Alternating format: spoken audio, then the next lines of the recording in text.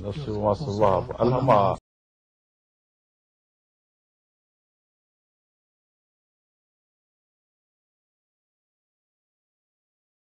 فجورها وتقواها. So, in the very creation of the universe, God speaks of His ilham to the creation which He made in the form of seven heavens, in the form of heavens, and in the form of the earth. So this means that within God's creation is imprinted that ilham. And this is only the one verse where the word ilham is used instead of wahi, which evidently means that it is imprinted in human nature and in the nature of things, the nature of creation. So by seven heavens in this verse, I'm sure those paths are mentioned which have been created along with the seven heavens.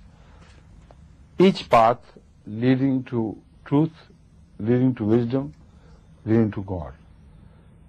Leading to truth and wisdom in ordinary sense as well, in material sense as well. If you study the heaven and their messages, then you can understand the nature of creation, the nature of the universe much better. And you learn your mathematics from the heavenly bodies, and you learn your philosophy from the heavenly bodies.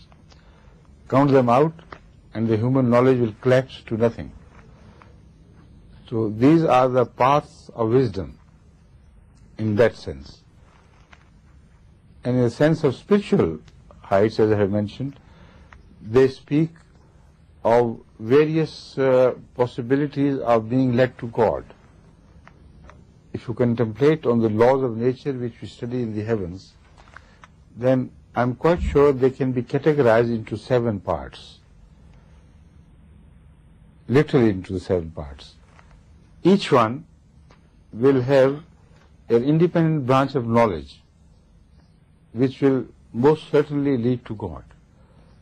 So there are many parts of the Holy Quran, many statements of the Holy Quran on which the Muslims have not yet fully worked, and they still await some future scholars to contemplate and study in the light of the basic fundamental fact that no verse of the Holy Quran is without deep meaning. And whatever prophecies are made therein are not to be exhausted in any one single age. They are for the time continuously, for the time in future, until the doomsday.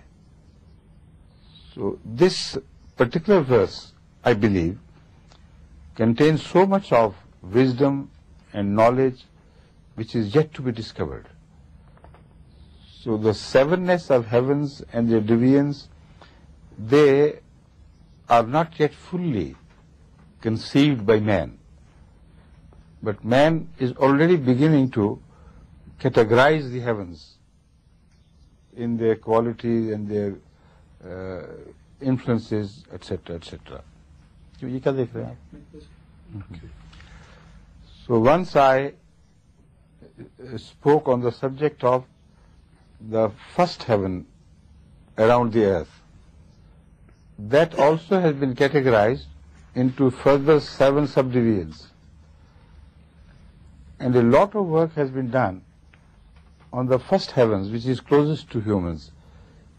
And that heaven means the layers upon layer of surrounding gases, air, etc., etc., and layer upon layer of different radiations which envelop the whole world. And they can be divided literally into seven such layers. So the word seven is again repeatable. It does not mean that the entire universe is divided only into seven parts. It means each heaven of the seven is further divisible into 7 layers and categories.